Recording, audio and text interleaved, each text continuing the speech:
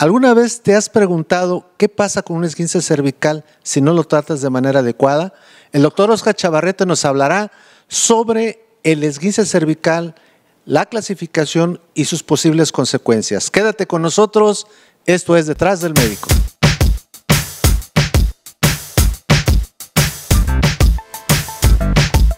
Hoy hablaremos sobre esguince cervical. Para eso tenemos al doctor Oscar Chavarrete, cirujano de columna, que nos hablará al respecto.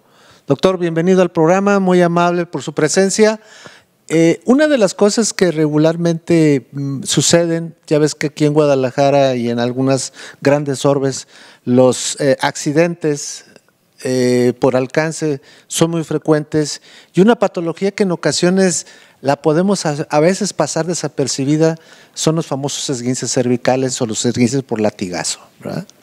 Entonces, queremos hablar un poquito para que la gente haga conciencia en relación a cuáles pueden ser las consecuencias a mediano y a largo plazo el hecho de no atenderse. Doctor, bienvenido a nuestro programa. Háblenos sobre el esguince cervical y cuáles son las principales consecuencias que pueden tener este problema. Antes que nada, muchas gracias por la invitación, doctor José Luis. Soy el doctor Oscar Chavarrete, mucho gusto. Como usted bien lo menciona, el esguince cervical quizás es la principal o de las principales patologías que nosotros nos encontramos día a día en nuestra consulta y precisamente como usted lo menciona, estando en una ciudad tan grande con tantos carros, tanto tráfico, pues la principal causa por la cual se producen es precisamente por un accidente por alcance. Sin embargo, también se puede presentar en accidentes deportivos, un aventón por la espalda cuando jugamos fútbol, una caída en bicicleta, o algún otro deporte en los que generamos un mecanismo de hiperextensión de nuestra columna. Al tener ese mecanismo de hiperextensión de nuestra columna, pues llevamos a lo que vienen siendo nuestras estructuras de la columna cervical propiamente dicho, que son los huesos, las facetas y la participación de los músculos a una posición forzada. Primero entender que un esguince es una pérdida parcial de la forma en la que dos huesos articulan uno con otro y que hay una sobredistensión de los ligamentos, lo que lleva inmediatamente a producir una contractura de los músculos paravertebrales posteriores de la columna que nos llevan a generar precisamente dolor y lo que posteriormente nos genera una limitación para el movimiento, que es por lo que llega el paciente, por dolor y limitación para movernos. Ahora, regularmente lo que sucede y que lo vemos en la consulta es que el paciente que tiene un accidente, al principio por el evento traumático y por la descarga de adrenalina, como que el paciente no siente dolor cervical, sino que posteriormente, las 48, 72 horas, el paciente empieza a tener una rigidez. Ahí es donde empieza realmente la situación de poder clasificar los esguinces cervicales. Sí, claro, como bien lo mencionó, al momento del accidente, sea cual sea el tipo de accidente, precisamente ahí el boom de adrenalina que tenemos, la preocupación, pues nos lleva a no sentir ese dolor. Pero posteriormente, esa contractura que se empieza a desarrollar de los músculos es lo que nos lleva a la limitación funcional y a que luego nos lleven a nosotros a nuestra consulta. Prácticamente el paciente está al frente de nosotros y le queremos decir, oye, voltea para acá y pues voltea todo el cuerpo, ¿no? Por esa limitación. Existe una clasificación para los esguinces cervicales, como ustedes los mencionan, y es muy común que mencionen un esguince de primer grado, segundo grado, tercer grado, ya cuando se asocian algunas lesiones más importantes como una luxación o fractura. Sin embargo, pues estas clasificaciones van a ir en medida a los signos y síntomas que nosotros presentemos, que puede ser algo muy sencillo como un dolor y una limitación funcional, pero luego se pueden agregar debilidad hacia nuestras manos, entumecimiento, dolor hacia nuestros hombros. Entonces, entre más grande es el grado de clasificación del esguince, pues más datos clínicos y limitaciones podemos encontrar en nuestros pacientes. Porque hay una cosa que lo vemos, llega el ajustador, te da tu pase, vas a la consulta y lo primero que te dicen, usted tiene una rectificación de su columna cervical. Y entonces mucha gente lo atribuye a que es una cosa tan simple y se acabó. No hay más. El problema sigue siendo después del esguince, cuando el paciente, como tú bien comentas, es debilidad, los brazos empiezan a entumir, a veces hay vértigo, a veces hay contractura de los músculos de la mejilla. Y entonces, ¿realmente se puede hacer un diagnóstico de esguince cervical a través de una radiografía? Sí, claro, digo, es el estudio inicial y es el estudio básico que siempre tenemos que solicitar porque es el que tenemos siempre al alcance en todos lados, ¿no? Por muy sencillo que sea una unidad de atención primaria, tiene y cuenta con estudios de radiografía. En nuestra radiografía, tanto de frente como de lado, nosotros podemos observar la famosa rectificación de la columna cervical. Hay que recordar que en el cuello, en la columna cervical, pues tenemos lo que se conoce como una lordosis, que es una curvatura de nuestro cuello para nosotros tener nuestra vista hacia el frente, y al momento de que existe esta contractura de los músculos paravertebrales, pues esta columna, en lugar de tener una C, queda completamente recta. Eso es lo que llamamos nosotros como una rectificación cervical. Y hay que recordar que las curvaturas que tenemos en nuestra columna es precisamente para que la carga y la presión se distribuya de una manera uniforme sobre nuestros discos. Cuando nosotros tenemos un esguince que no se trata bien, que no se le da un manejo adecuado con relajantes, terapia, etcétera, o el manejo que tengamos que indicar, pues esa rectificación permanece y mantiene una hiperpresión en la parte anterior de los discos, lo cual nos puede llevar a generar que a futuro se empiecen a desgastar más rápido de lo normal y en casos más avanzados, pues producir las famosas hernias de disco.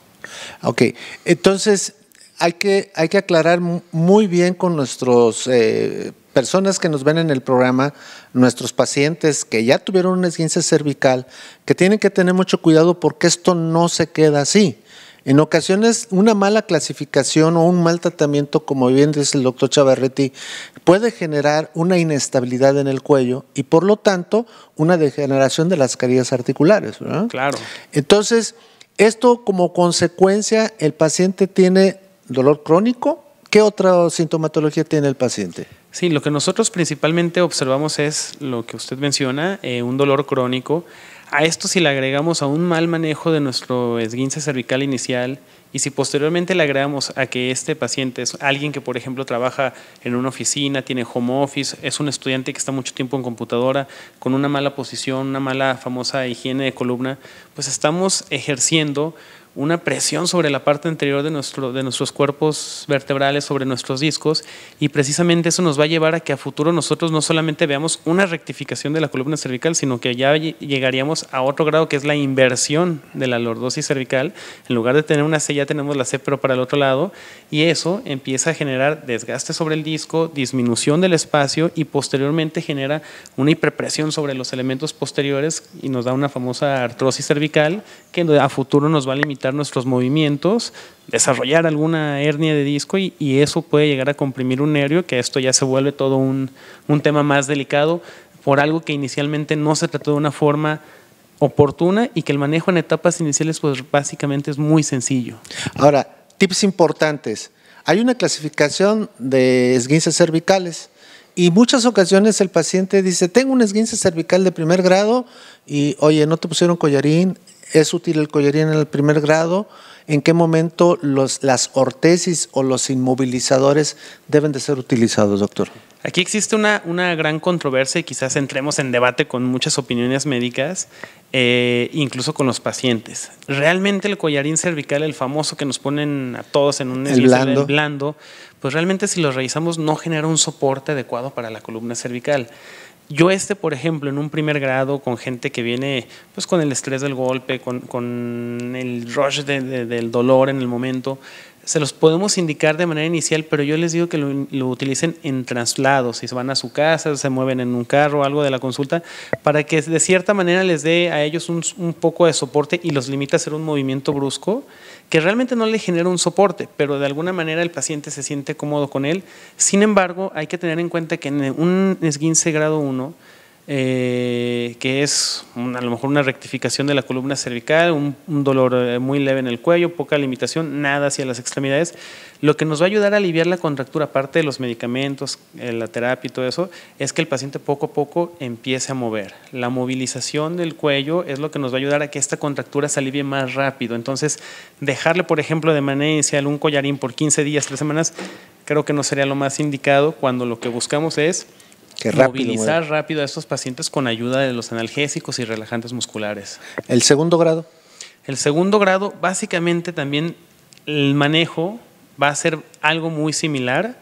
Tenemos que, en estos casos, a lo mejor apoyarnos más de medicamentos un poco más fuertes que sean antiinflamatorios, relajantes musculares, sí limitar y ser muy estrictos con ellos, que no pueden hacer actividades deportivas, brindarles una incapacidad si tienen alguna actividad laboral en la cual estén cargando, manejen o tengan que estar mucho tiempo fijando una posición en una pantalla.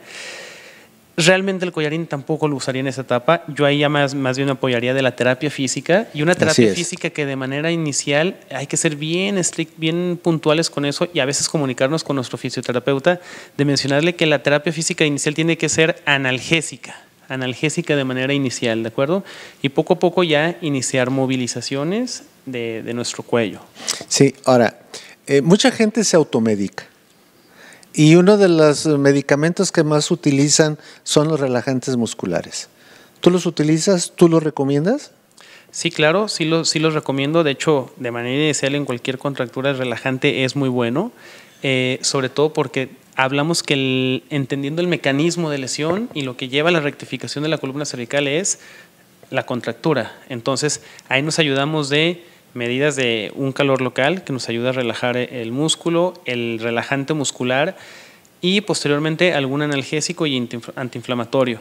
Obviamente lo ideal sería primero tu valoración y saber indicar los relajantes musculares, porque los relajantes musculares, si bien ayudan a mejorar el dolor, pueden provocar sueño. Entonces, el automedicarnos a veces no es lo más adecuado, porque te automedicas por la mañana con un relajante que a lo mejor es más potente de lo que necesitas y vas a andar todo el día dormido y en riesgo de un nuevo accidente. Entonces, hay que tener bien precisa la indicación para evitar estas complicaciones o efectos secundarios de los relajantes. Sí, ahora, bueno, tenemos un esguince cervical de tercer grado, ya es una cosa muy diferente.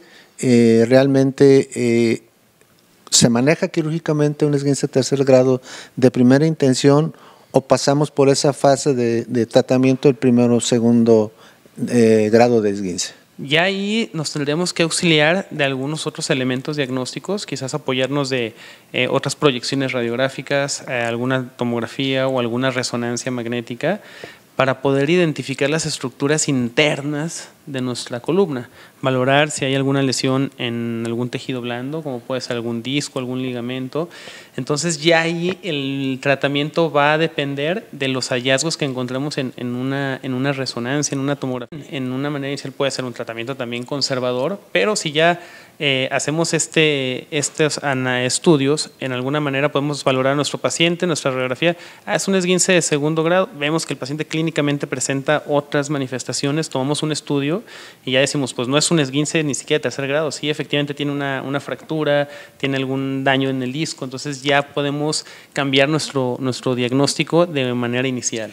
Entonces, para que el paciente se haga una recomendación de cirugía, ¿cuáles son los elementos clínicos y de hallazgos radiográficos que, si bien los podemos repetir para que quede bien claro, cuáles serían, doctor Chavarretti? Claro, siempre que no solamente tenemos un dolor, sino que es un dolor que se acompaña con una irradiación del mismo hacia nuestros miembros torácicos, hacia nuestras manos, que tenemos alteraciones sensitivas como calambres, entumecimientos, hormigueos, y sobre todo que tenemos un déficit motor, que perdemos fuerza, que es decir, el paciente está bien, pero va evolucionando para mal a pesar del tratamiento inicial, el adecuado, y el paciente empieza a perder fuerza, nos empieza a referir, oye, no puedo sostener la taza del café, no, estoy batallando para abrochar, que está cambiando mi escritura, y en esta mano está muy marcado mi déficit motor sensitivo.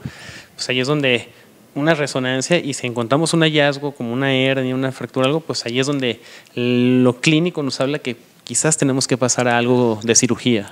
En algunos estudios que vemos de resonancias magnéticas, dice una mínima hernia de disco foraminal o por donde sale el nervio, pero que no es tan grande. Entonces a lo mejor la gente dice, bueno, pues es una hernia pequeña.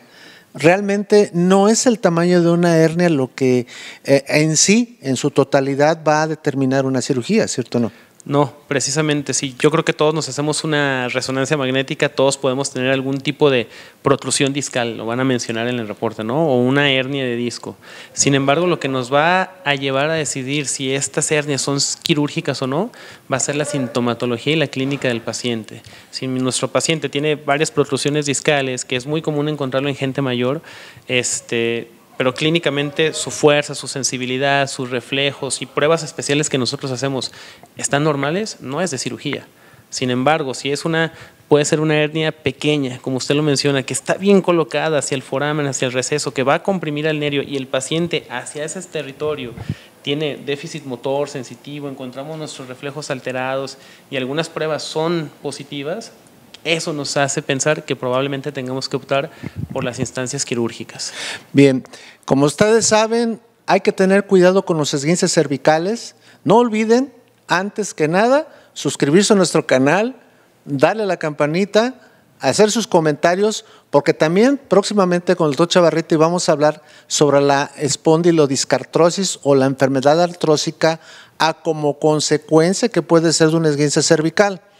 Esto fue Detrás del Médico, pero antes, díganos dónde te podemos localizar y dónde te pueden ver en tu consulta. Claro, nuestro consultorio está ubicado en el Hospital Puerta de Hierro Andares, en la Torre B, en el piso 5, consultorio 502, y nuestras redes sociales son huesocolumna.com, en Instagram o en internet. Pues ya lo saben ustedes, el esguince cervical hay que tener mucho cuidado. Muchas gracias, doctor Chavarretti.